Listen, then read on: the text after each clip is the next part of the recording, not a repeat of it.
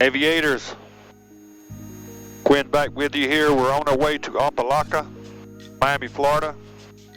With you at 24,000 feet. Contact. We're glad you're here flying with us.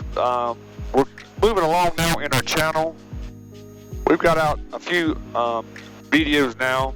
Pilatus 1838, Jack. If you guys like what you see, please like, give me a thumbs up, subscribe. And you're leaving a comment. If you got any questions about anything about what I do, please leave a comment and I'll try to answer as best as I can. I am a corporate pilot. I can't reveal who I work for or the people or the companies that I work for. But I can kind of keep everything confidential, just you and I flying and what I do as far as being a corporate pilot. I was supposed to have the day off, the day's Sunday. I planned on going to church with the family, but I got called in to work to come down here and pick up some folks in Miami, and that's just part of the corporate life. You don't have a schedule. If you're looking for a schedule and flying, especially go to the airlines or a charter company where you know you have a schedule. I think most airlines you fly 4 days on, 3 days off, like a normal work week. You know, if you're working anywhere, you're going to work on a normal work week anywhere. I know you may see some guys on channels that don't fly a lot, and they're doing have all this free extra time. You make it be like that on reserve with the airlines, but it's not like. I mean, if you fly with a charter company, like most charter companies today, like NetJets, they are. 1838, climb maintain level 350. They're 7 days on and 7 days off, but you have a whole week off. You're gone from home a whole week. But then you're home for a whole week, and you don't have to worry about, getting calls, what you're doing, is the plane available tomorrow, or we got an emergency, you need to come on. If you can, come on down and pick us up wherever they may be at, stuff like that. So when you're off, you're off, and when you're on, you're on. And even with the 7 days on, I know positive, they may run across a day where they're just sitting in a hotel not doing anything, or just out sightseeing because they don't have any flights, but are still getting paid to be there. But it's more scheduled, if you like scheduled and be able to plan stuff out. I can't really plan stuff out in the future unless I put in for a vacation day. If I got something very important come up that I need to go to, then I just put in for vacation. And then, of course, the thing about with me and my company, being the sole pilot for the company and being the only one as far as insurance. Insurance is major, major, major on flying. The FAA really doesn't dictate what pilots can and can't. They can, you got your rules and regulations, so there's plenty of those, trust me, with the FAA and the government. But the insurance companies are the one that will pay if something goes wrong, not the FAA. And that kind of rhymes. The insurance will pay, not the FAA. So the insurance company wants to make sure that the pilot is well trained, well qualified, well experienced in flying that aircraft, or else they want to insure you to fly it. American 874. I've got over 7,000 hours, and I've got about 3,800 hours flying the Pilatuses. I've been flying the Pilatus for about going on 13 years now. Never anything as far as the insurance to say, well, you've done something wrong, you can no longer fly for us because you're not a qualified pilot, or you're not a good pilot, or you're a hazardous pilot. So thank God I've not had any incidents yet flying an airplane, and hopefully I pray that we don't ever have any, which will be great. Because one of the questions they asked you when you go to renew your insurance, American 1853, climb maintain level 340. even when I go to renew anything with FAA or insurance, they ask you, have you had any violations or aircraft accidents or incidents? And if so, then you got to give an explanation of what happened and what went wrong, stuff like that. So I've not had anything like that yet, and I'm trying to keep it like that. Praise God that it has done good for us. So pray that we stay healthy. That's why we work out, to stay healthy. Like I was saying, they don't have anyone else to fly for them except me. And I've been reliable for these guys since they've hired me. I think over the 13 years that I've been flying, I've only had to cancel maybe 2 trips for being sick, and that was with COVID. Hadn't been for COVID, maybe not any, but and that's okay. So we've done very well, praise God, once again. If you're looking to become a pilot, or if you're not a pilot, just interested in how the inner workings of the pilot life and the qualification to be a pilot is to fly airplanes. You just can't get a private pilot, and 5598, Jack. then you need to get your instrument rating. And we'll talk about that more along as we go along. Instrument rating means you're capable and been trained and qualified and passed the test to be able to fly solely by instrument, watching your instruments. In other words, we're flying in clouds. We can't see the ground. We can't see up. We can't see down. We don't know if we're going left or right. The only way that we can know that is by looking at our instruments to tell us what we're doing. And you really can't trust your mind. If you're not instrument rating, then your mind will fool you when you fly into bad weather, when you fly into clouds. Your mind does not have anything to give it any type of stability of what's level, what's up, what's down, what's turning, what's left.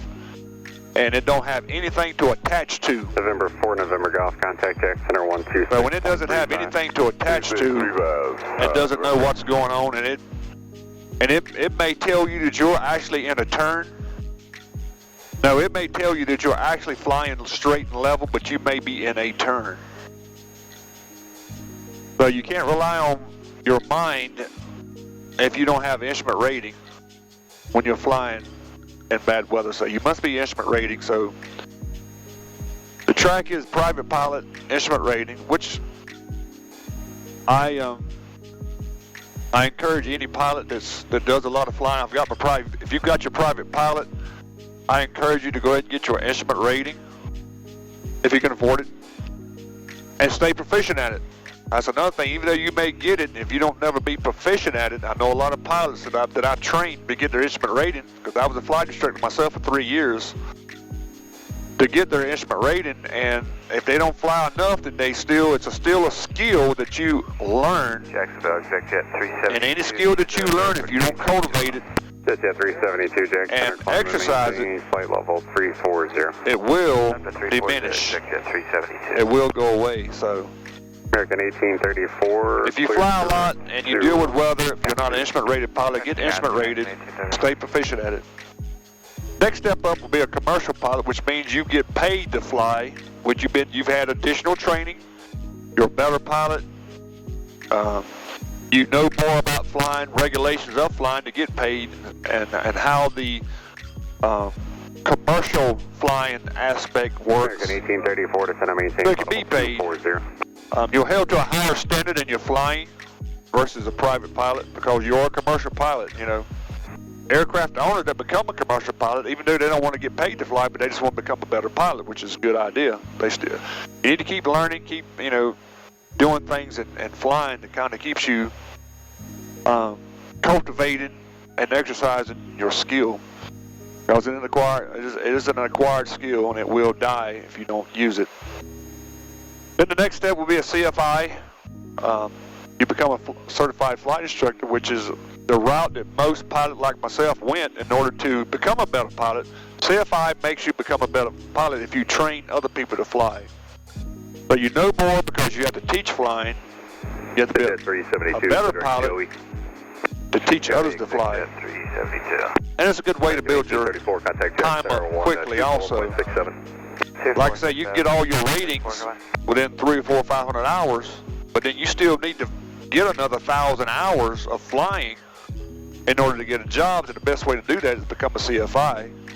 And most companies see that you become a CFI and you've taught flying and you are a better pilot. So it increases your chance of getting hired if you are a CFI also. And it's a good way to build your time over. It may take you another year or 2 or 3. It took me 3 years to kind of get the hours that I needed flight instructor to kind of move on to a corporate job. So once you become a CFI, just be prepared for another year or 2 of flight training. Don't pay a lot.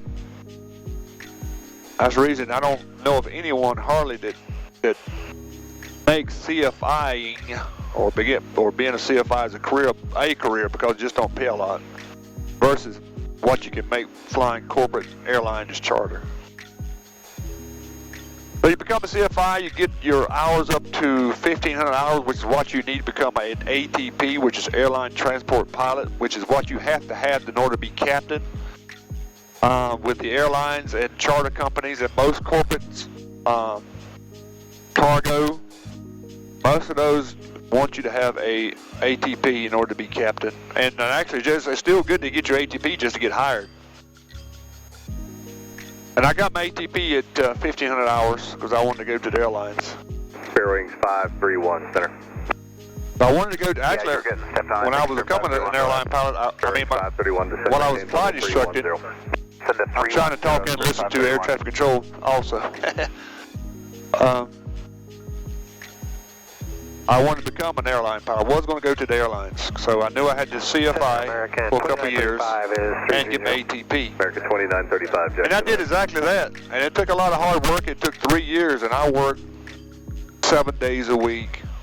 I was in for the grind. I knew I had to put my dues in, which is what, if you're young, you've got to put your dues in to move up at anything in life. I see a lot of pilots today that they get the commercial, they become a CFI, and they think, well, I've got my ratings, now someone needs to hire me up as a captain on their jet, and that's not going to happen. It's just not going to happen. You've got to have experience and more time. And a lot of folks today don't want to hear that they've got to grind it out for 2 or 3 years before they can get to that level to be a captain or first officer. First officer is still good, or the airlines, or corporate, or charters, or cargo. Regional, you're looking at 5 years to more, because you probably need to be captain with the regionals, which is the smaller airlines, the Piedmonts, the Endeavors, PSA, and there's several of them out there, the small regionals, which work for the large airlines, which you've got United, Delta, and American.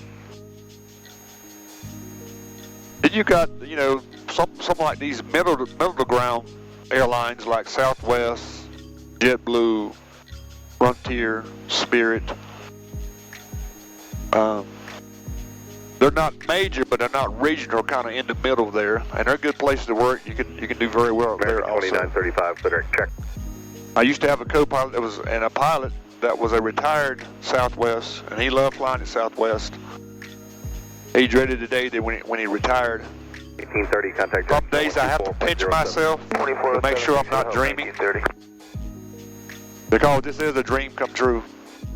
It took hard work, determination, and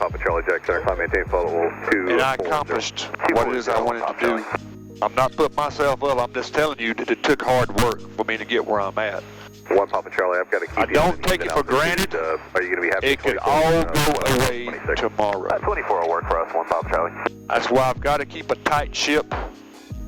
This is the chance you take corporate flying. When things get hard financially for companies, the first thing they get rid of is the airplane and the pilot. So I don't take it for granted. So I pray that God will, if this here decides to go away, I have some more avenues